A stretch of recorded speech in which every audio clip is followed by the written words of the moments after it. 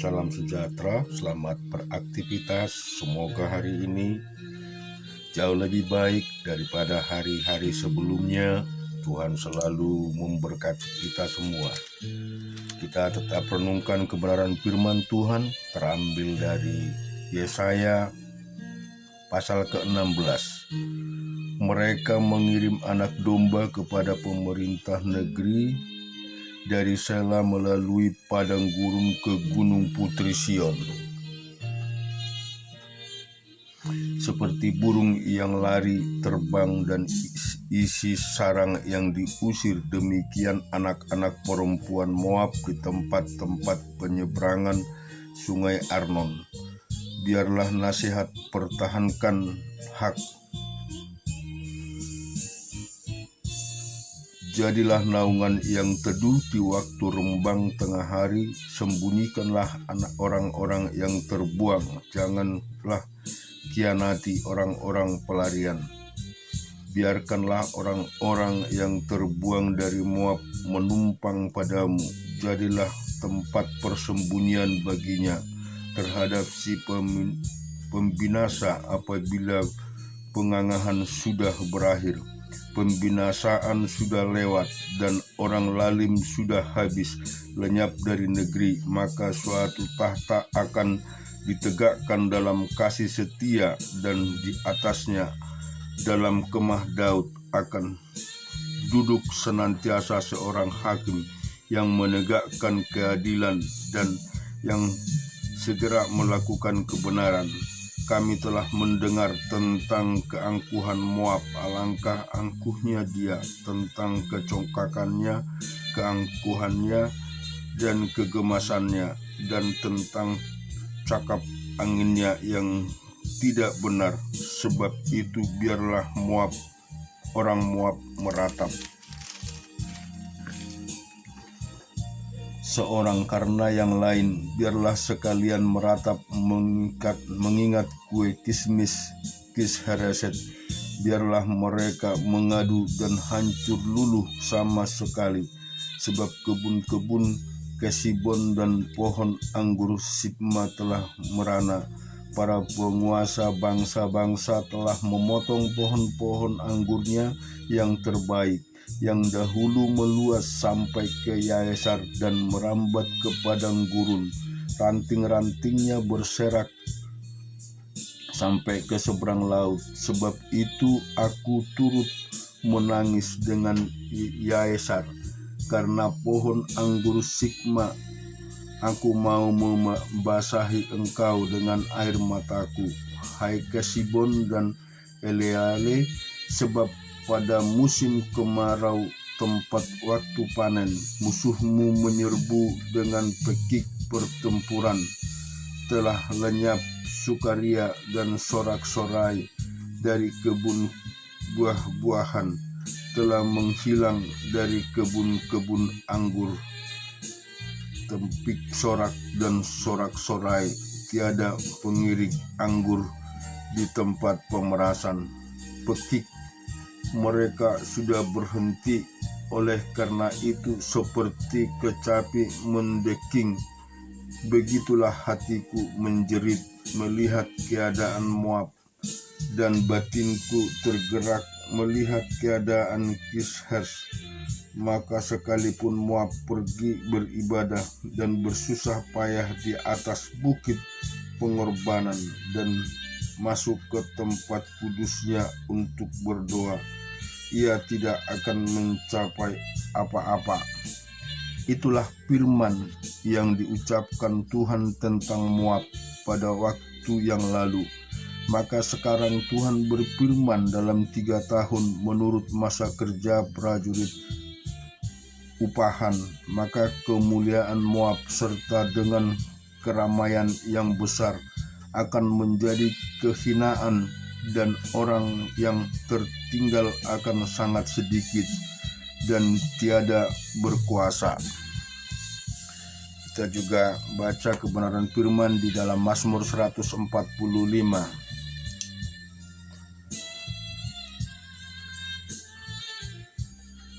Aku hendak mengagungkan Engkau ya Tuhanku, ya Rajaku, dan aku hendak memuji nama-Mu untuk seterusnya dan selamanya. Setiap hari aku hendak memuji Engkau dan hendak memuliakan nama-Mu untuk seterusnya dan selamanya. Besarlah Tuhan dan sangat terpuji, dan kebesarannya tidak terduga. Angkatan demi angkatan akan memegahkan pekerjaan-pekerjaan-Mu dan akan memberitakan keperkasaan-Mu. Semarak kemuliaan-Mu yang agung dan perbuatan-perbuatan-Mu yang ajaib akan kunyanyikan. Perbuatan-perbuatan-Mu yang dahsyat akan diumumkan mereka, dan kebesaran mereka hendak kuceritakan.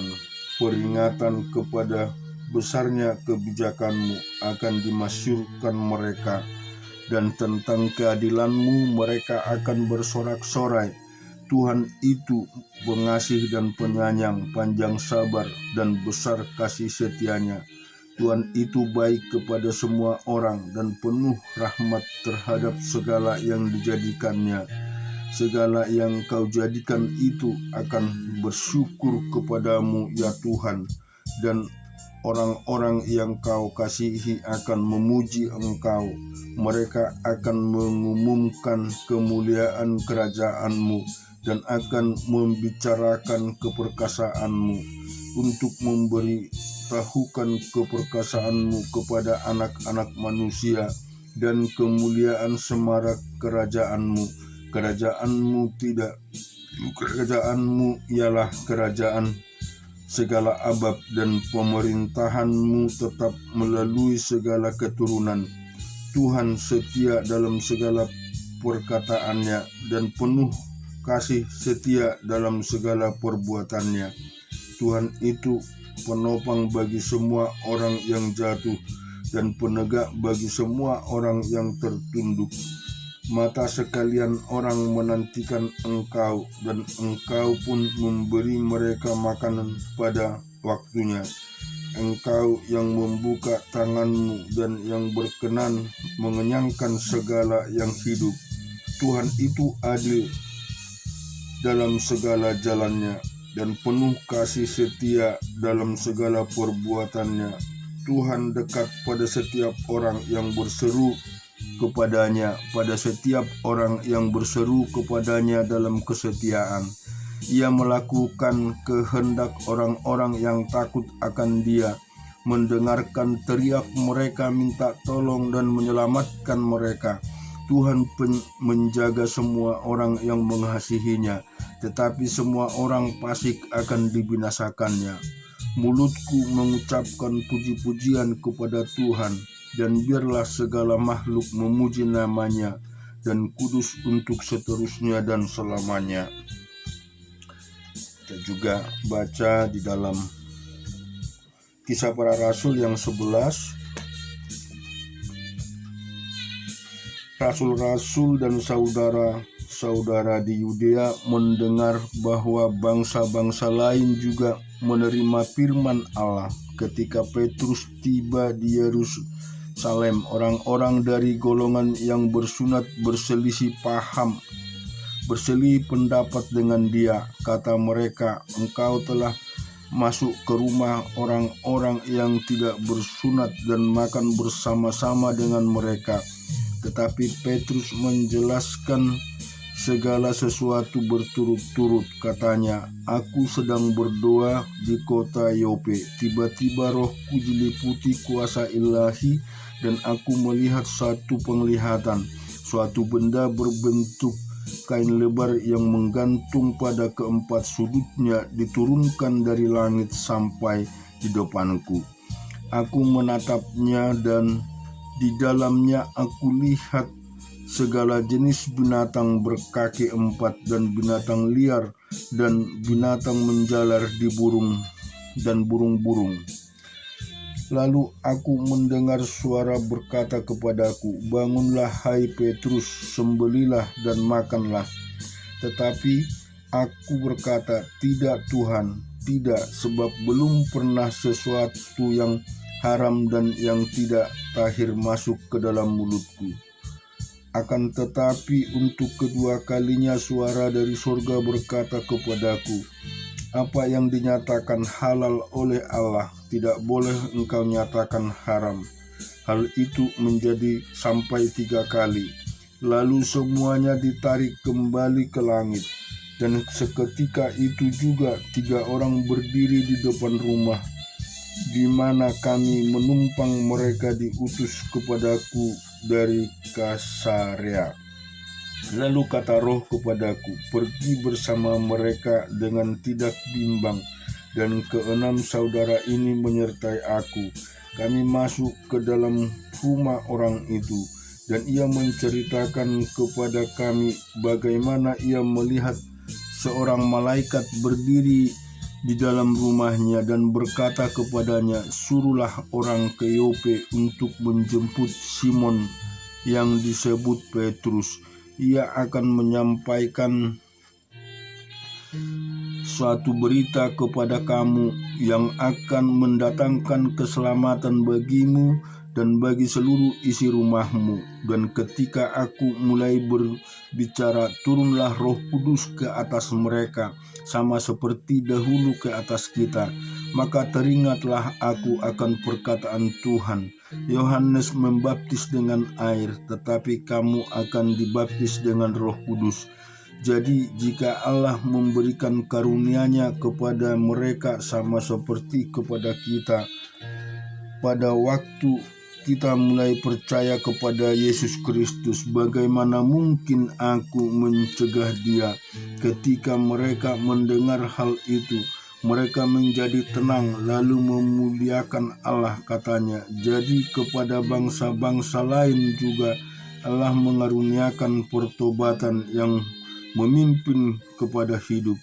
Sementara itu banyak saudara-saudara telah tersebar karena penganiaya yang timbul sesudah Stefanus dihukum mati. Mereka tersebar sampai ke Fenisia, Siprus, dan Antioquia, namun mereka memberitakan Injil kepada orang Yahudi saja. Akan tetapi di antara mereka ada beberapa orang Siprus dan orang Kirene yang tiba di Antioquia dan berkata-kata juga kepada orang-orang Yunani dan memberitakan Injil bahwa Yesus adalah Tuhan, dan tangan Tuhan menyertai mereka, dan sejumlah besar orang menjadi percaya dan berbalik kepada Tuhan. Maka sampailah kabar tentang mereka itu kepada jemaat di Yerusalem. Lalu jemaat itu mengutus Barnabas ke Antioquia. Setelah Barnabas datang dan melihat kasih karunia Allah, bersukacitalah ia. Ia menasihati mereka supaya mereka semua tetap setia kepada Tuhan. Karena Barnabas adalah orang baik, penuh dengan Roh Kudus dan iman. Sejumlah orang dibawa kepada Tuhan. Lalu pergilah Barnabas ke Tarsus untuk mencari Saulus, dan setelah bertemu dengan dia, ia membawanya ke Antioquia. Mereka tinggal bersama-sama dengan jemaat itu 1 tahun lamanya, sambil mengajar banyak orang di Antioquia. Lah murid-murid itu untuk pertama kalinya disebut Kristen. Pada waktu itu datanglah beberapa nabi dari Yerusalem ke Antioquia. Seorang dari mereka yang bernama Agabus bangkit, dan oleh kuasa Roh ia mengatakan bahwa seluruh dunia akan ditimpa bahaya kelaparan yang besar. Hal itu terjadi juga pada zaman Claudius. Lalu murid-murid mengutuskan untuk mengumpulkan suatu sumbangan sesuai dengan kemampuan mereka. Masing-masing mengirimkannya kepada saudara-saudaranya yang diam di Yudea. Hal itu mereka lakukan juga. dan mereka mengirimnya kepada penatua-penatua dengan perantaraan Barnabas dan Saulus. Kita melihat kebenaran firman Tuhan juga di dalam Hakim-Hakim pasal yang ke-20. Lalu majulah semua orang Israel dari Dan sampai Berseba dan juga dari tanah Gilead, berkumpullah umat itu secara serentak menghadap Tuhan di Mispa. Maka berdirilah para pemuka dari seluruh bangsa itu, dari segala suku orang Israel, memimpin jemaah umat Allah yang jumlahnya 400.000 orang perjalanan kaki yang bersenjatakan pedang. Kedengaranlah kepada Bani Benyamin bahwa orang Israel telah maju ke Mispa. Berkatalah orang Israel, ceritakanlah bagaimana kejahatan itu terjadi. Lalu orang Lewi, suami perempuan yang terbunuh itu, menjawab, aku sampai dengan gundikku di Gibea, kepunyaan suku Benyamin, untuk bermalam di sana. Lalu warga-warga kota Gibea itu mendatangi aku dan mengepung rumah itu pada malam hari untuk menyerang aku. Mereka bermaksud membunuh aku, tetapi gundikku diperkosa mereka sehingga mati. Maka kuambillah mayat gundikku, kepotong-potong dia, dan kukirim ke seluruh daerah milik pusaka orang Israel. Sebab orang-orang itu telah berbuat mesum dan berbuat noda di antara orang Israel. Sekarang kamu sekalian orang Israel, setelah ada di sini, berikanlah di sini pertimbanganmu dan nasihatmu. Kemudian bangunlah seluruh bangsa itu dengan serentak sambil berkata, seorang pun daripada kita takkan pergi ke kemahnya, seorang pun daripada kita takkan pulang ke rumahnya. Inilah yang akan kita lakukan kepada Gibea, memeranginya dengan membuang undi. Kita akan memilih dari seluruh suku Israel 10 orang dari setiap 100 orang dari setiap 1.000 orang dari setiap 10.000 untuk mengambil bekal bagi laskar ini, supaya sesudah mereka datang dilakukan kepada Gibea Benyamin setimpal dengan segala perbuatan noda yang telah diperbuat mereka di antara orang Israel. Demikianlah orang Israel berkumpul melawan kota itu, semuanya bersekutu dengan serentak. Kemudian suku-suku Israel mengirim orang kepada seluruh suku Benyamin dengan pesan, apa macam kejahatan yang terjadi di antara kamu itu? Maka sekarang serahkanlah orang-orang itu, yakni orang-orang yang dursila yang di Gibea itu, supaya kami menghukum mati mereka, dan dengan demikian menghapuskan yang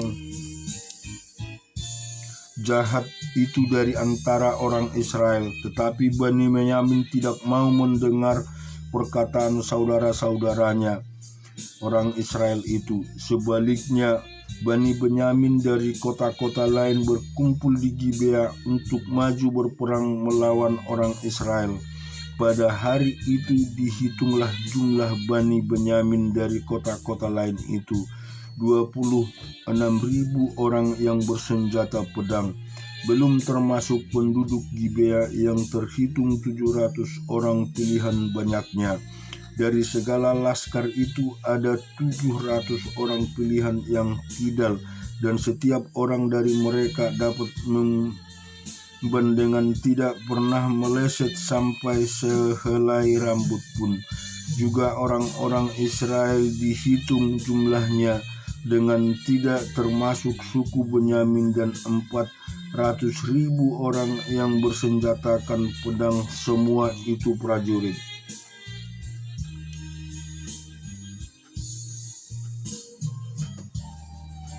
Lalu orang Israel mengangkat maju ke Betel.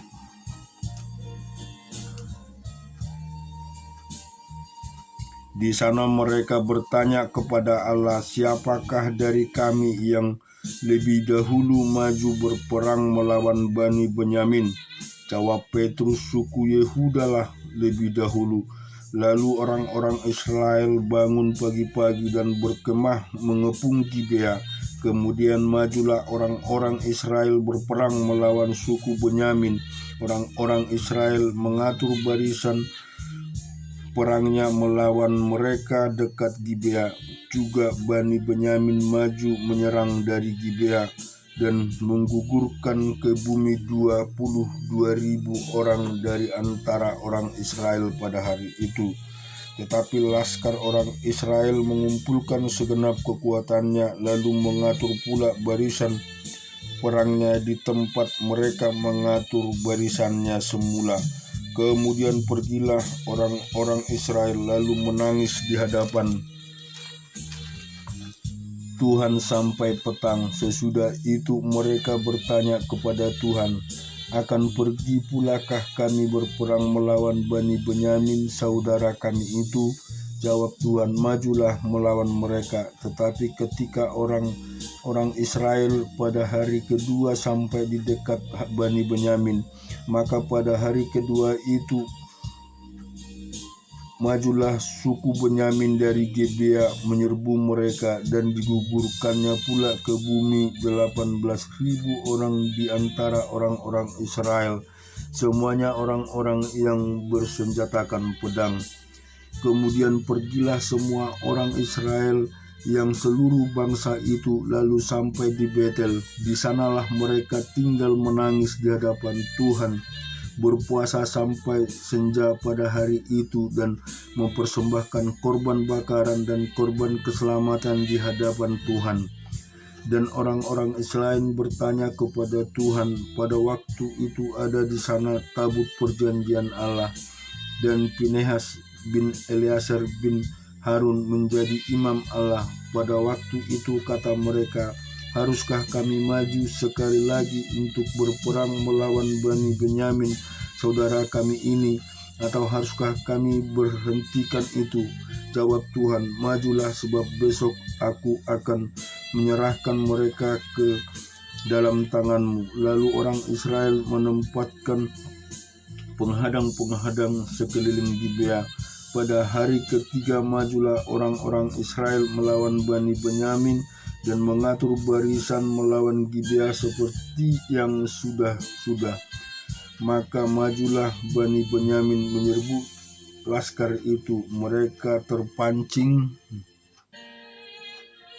dan dari kota, dan seperti yang sudah-sudah mereka mulai menyerang laskar itu pada kedua jalan raya, yang satu menuju ke Betel dan yang lain ke Gibea melalui padang, sehingga terbunuhlah beberapa orang, kira-kira 30 orang di antara orang Israel.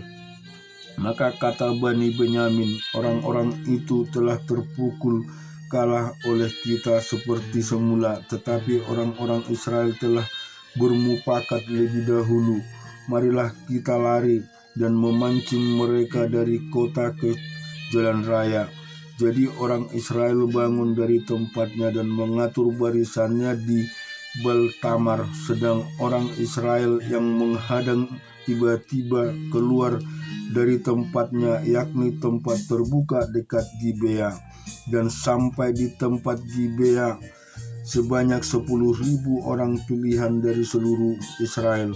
Pertempuran itu dahsyat, tetapi Bani Benyamin tidak tahu bahwa malapetaka datang menimpa mereka.